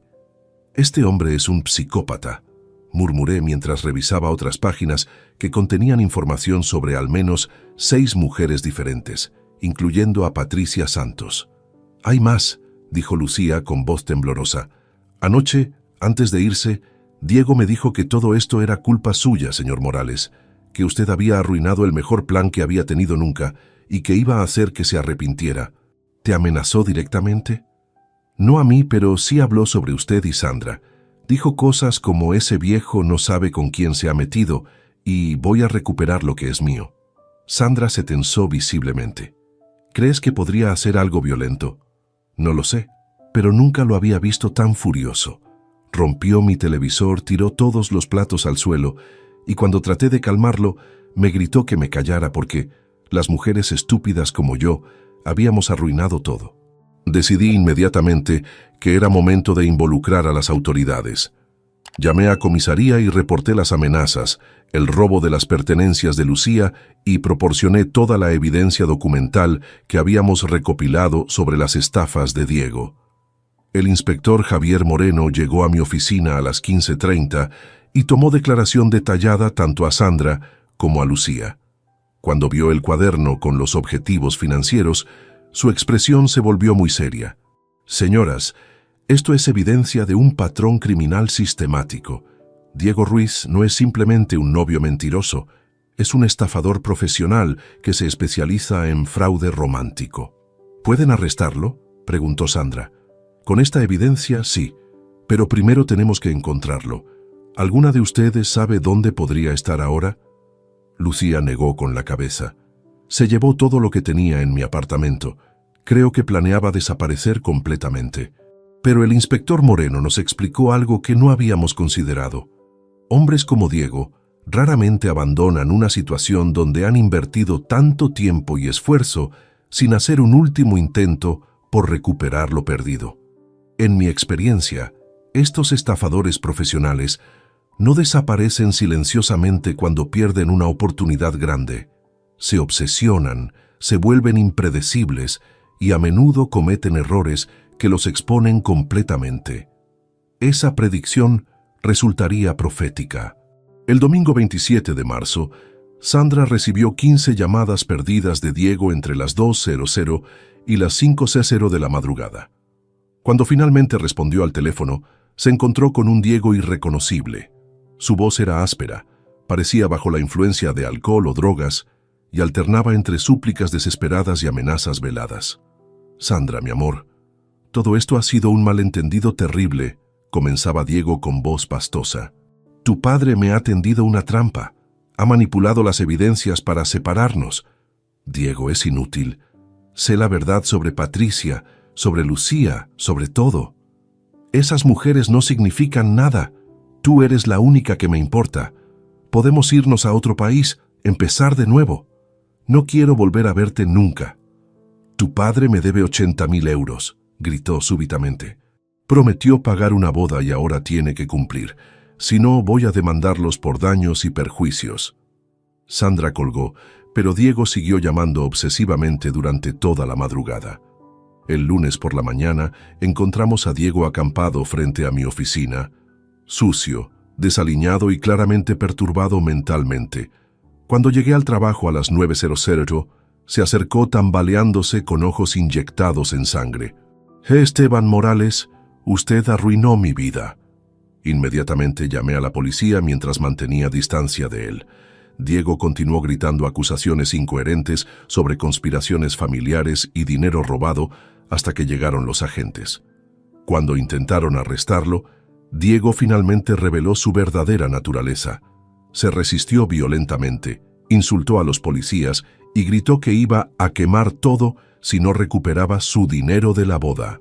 Fue arrestado por alteración del orden público, amenazas y resistencia a la autoridad. En sus bolsillos encontraron las joyas robadas de Lucía y una lista manuscrita con direcciones de mi casa, mi oficina y el apartamento de Sandra. El martes 29 de marzo, el inspector Moreno nos informó que Diego había confesado parcialmente durante el interrogatorio, admitiendo haber estafado a varias mujeres, pero insistiendo en que todas sabían en qué se estaban metiendo. ¿Qué va a pasar ahora?, preguntó Sandra. Con la evidencia que ustedes proporcionaron, más el testimonio de Patricia Santos que logramos contactar, Diego enfrentará cargos por estafa agravada, apropiación indebida y amenazas. Probablemente recibirá entre 2 y 4 años de prisión. Esa tarde, Sandra y yo nos sentamos en mi jardín contemplando las rosas de Isabel que comenzaban a mostrar los primeros brotes de la primavera. Papá, ¿crees que soy muy ingenua por haber confiado en él? Sandra, confiar en las personas que amamos no es ingenuidad, es humanidad. Diego explotó esa humanidad, pero eso dice algo terrible sobre él, no sobre ti. Perdí 2 años de mi vida, 15.400 euros de mis ahorros y casi destruyo nuestra relación.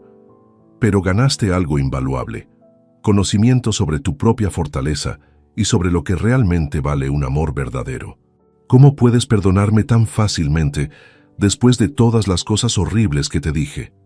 Porque eres mi hija y el amor de padre no se tambalea con las tormentas temporales. Esa noche, mientras Sandra dormía en su antigua habitación por última vez antes de regresar definitivamente a su apartamento, reflexioné sobre los últimos 2 meses.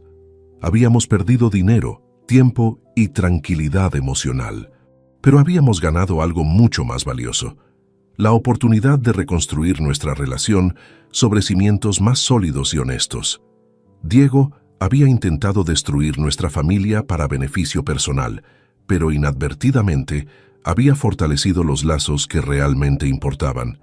El depredador había sido cazado y nosotros habíamos sobrevivido más fuertes que nunca. Julio de 2024. 4 meses habían transcurrido desde el arresto de Diego, y la vida había adquirido un ritmo completamente diferente al que conocía antes de esta experiencia.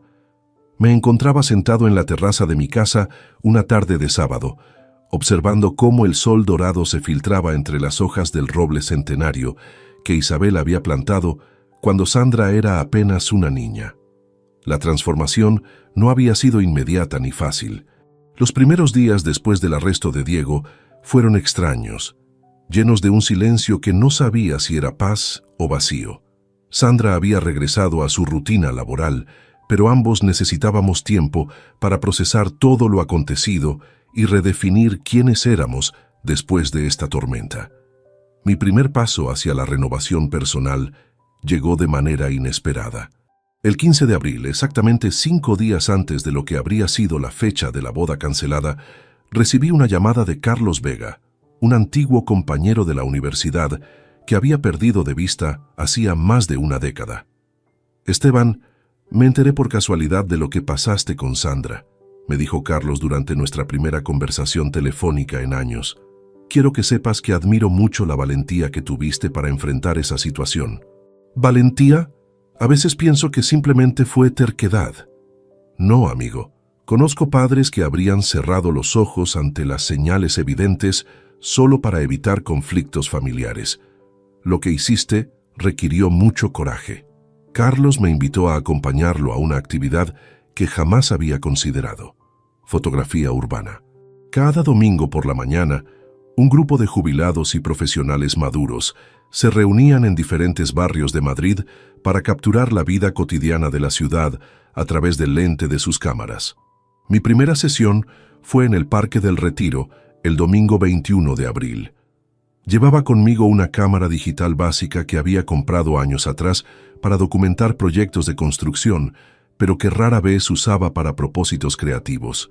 La fotografía te enseña a ver el mundo de manera diferente, me explicó María Santos, una viuda de 58 años que se había unido al grupo después de perder a su esposo por COVID-19.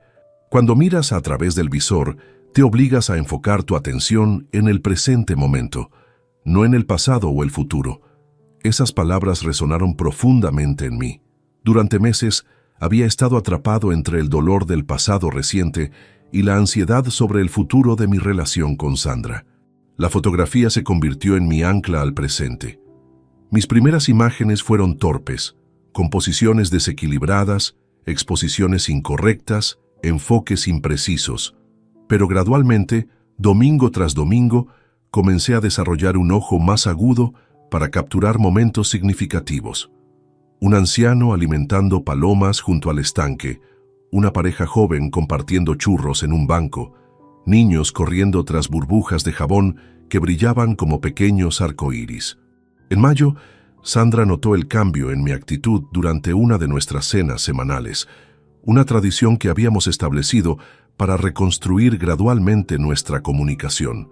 Papá, Tienes una energía diferente últimamente, observó mientras compartíamos paella en mi cocina. Es como si hubieras encontrado algo que te hace genuinamente feliz. La fotografía me ha dado una nueva perspectiva sobre muchas cosas, le confesé. Cuando estás detrás de la cámara, aprendes que la belleza a menudo se encuentra en lugares inesperados, incluso en situaciones que inicialmente parecen caóticas o dolorosas. Sandra sonrió con una calidez que no había visto en sus ojos desde antes de conocer a Diego. ¿Te refieres a nuestra situación? Entre otras cosas, sí. Durante meses vi nuestra crisis como una tragedia familiar. Ahora la entiendo como una oportunidad de crecimiento que ninguno de nosotros habríamos elegido, pero que ambos necesitábamos. Mi segunda actividad renovadora llegó a través de Carlos, quien también pertenecía a un club de ajedrez llamado Peón de Oro, ubicado en un local acogedor del barrio de Malasaña. Los martes y jueves por la tarde, hombres y mujeres de todas las edades se reunían para jugar partidas, analizar estrategias y disfrutar de conversaciones que iban mucho más allá del tablero. El ajedrez es el deporte más democrático que existe, me explicó Andrés Ruiz, un profesor retirado de 71 años que se había convertido en mi mentor no oficial. No importa tu edad, tu condición física o tu situación económica, solo importa cómo piensas y cómo planificas. Las primeras semanas fueron humillantes. Perdí partida tras partida contra oponentes que parecían ver 5 movimientos por delante mientras yo apenas lograba planificar el siguiente. Pero gradualmente, mi juego mejoró y, más importante aún, mi capacidad de análisis estratégico se agudizó. ¿Sabes qué me gusta de tu estilo de juego?, me comentó Andrés después de una partida particularmente reñida en junio. Eres muy paciente. No te apresuras a atacar. Prefieres construir posiciones sólidas y esperar el momento adecuado para actuar. Supongo que eso refleja cómo manejé la situación con Sandra, reflexioné. Podría haber explotado emocionalmente cuando descubrí las mentiras de Diego, pero elegí documentar todo cuidadosamente y actuar de manera calculada. Exactamente. El ajedrez nos enseña que las mejores victorias no son las más rápidas, sino las más completas. Mientras yo redescubría pasiones dormidas, Sandra también experimentaba su propia transformación. Había decidido buscar terapia psicológica para procesar la manipulación emocional que había sufrido. Una decisión que inicialmente me preocupó, pero que resultó ser profundamente sanadora. La terapeuta me ayudó a entender que no fui víctima por ser estúpida o ingenua, me contó Sandra durante una de nuestras cenas de junio. Fui víctima porque Diego era un manipulador experto que estudió mis vulnerabilidades emocionales y las explotó sistemáticamente. ¿Te sientes mejor entendiendo eso? Mucho mejor. Durante semanas me torturé pensando en todas las señales que había ignorado, pero la realidad es que Diego era increíblemente hábil ocultando su verdadera naturaleza. Incluso tú, que tienes mucha más experiencia de vida, necesitaste evidencia documental concreta para estar completamente seguro de sus mentiras. En el ámbito profesional, Sandra había tomado una decisión valiente: usar sus ahorros restantes para inscribirse en un curso nocturno de contabilidad avanzada con el objetivo de mejorar sus perspectivas laborales y aumentar su independencia económica. No quiero volver a estar en una posición donde dependa financieramente de nadie, ni siquiera de ti, papá, me explicó con determinación. Quiero saber que puedo mantenerme completamente por mí misma. Eso me parece excelente, pero espero que sepas que siempre tendrás mi apoyo si lo necesitas. Lo sé, y te lo agradezco, pero la diferencia es que ahora será mi elección pedirte ayuda, no una necesidad desesperada. En julio, recibimos noticias sobre el juicio de Diego. El inspector Moreno nos informó que, ante la abrumadora evidencia presentada, Diego había aceptado un acuerdo de culpabilidad para evitar un juicio público que habría expuesto aún más víctimas. Recibirá 3 años y medio de prisión, más la obligación de restitución económica a todas las víctimas identificadas, nos explicó el inspector. Además, quedará registrado en bases de datos que dificultarán significativamente que repita estos patrones en el futuro. Curiosamente, La noticia de su condena no me generó satisfacción vengativa. Más bien sentí una especie de cierre tranquilo, como cuando terminas de leer un libro perturbador pero necesario. ¿Cómo te sientes sobre Diego ahora?, le pregunté a Sandra después de que el inspector se fuera. Extrañamente siento lástima por él, respondió después de reflexionar. No lástima romántica, sino lástima humana. Debe ser terrible vivir sin la capacidad de amar genuinamente a otra persona. Esa respuesta me confirmó que Sandra había logrado una madurez emocional que Diego, irónicamente, había ayudado a catalizar. La transformación más significativa en nuestras vidas llegó a finales de julio, cuando Sandra conoció a Alejandro Herrera, un compañero de clase en su curso de contabilidad. Alejandro era un hombre de 34 años, divorciado, con un hijo de 8 años, que trabajaba como supervisor en una empresa de logística. Es completamente diferente a Diego, me contó Sandra después de su tercera cita. Es tranquilo, honesto sobre sus finanzas, habla abiertamente sobre su divorcio y su hijo. No hay misterios ni historias contradictorias. ¿Te gusta? Me gusta su estabilidad emocional. No siento que tenga que demostrar nada o esconder nada cuando estoy con él. Conocí a Alejandro durante una cena familiar en agosto. Era un hombre sencillo, directo, que hablaba con cariño genuino sobre su hijo y mostraba respeto evidente hacia Sandra. No había gestos grandiosos ni promesas románticas exageradas, solo una presencia sólida y confiable. Señor Morales, Sandra me contó lo que pasaron con su ex prometido, me dijo Alejandro durante nuestra primera conversación privada. Quiero que sepa que entiendo completamente por qué fue tan protector. En su lugar, yo habría hecho exactamente lo mismo. ¿No te molesta que Sandra tenga un padre que se involucra en sus relaciones? Al contrario, me tranquiliza saber que ella tiene una familia que la ama lo suficiente como para tomar decisiones difíciles cuando es necesario. Esa respuesta me conquistó inmediatamente. En septiembre, mientras revisaba las fotografías que había tomado durante el verano, me di cuenta de que muchas capturaban momentos de renovación. Brotes verdes emergiendo del asfalto urbano, edificios antiguos siendo restaurados, personas de todas las edades comenzando nuevas aventuras en parques y plazas. Sin darme cuenta, había estado documentando mi propio proceso de renacimiento. Una tarde de octubre, Sandra y yo visitamos juntos la tumba de Isabel por primera vez desde antes de la crisis con Diego. Llevamos flores frescas y nos sentamos en silencio durante varios minutos, cada uno perdido en sus propios pensamientos. ¿Crees que mamá habría manejado la situación de manera diferente?, preguntó finalmente Sandra. Tu madre tenía una intuición extraordinaria para leer a las personas, reflexioné. Probablemente habría detectado algo sospechoso sobre Diego desde el principio. Pero en cuanto a las decisiones difíciles, creo que habríamos actuado como un equipo, tal como hicimos con todos los desafíos importantes de tu crianza. ¿Crees que ella estaría orgullosa de cómo manejamos esto? Miré la lápida de mármol donde estaba grabado el nombre de Isabel, junto con una frase que habíamos elegido juntos.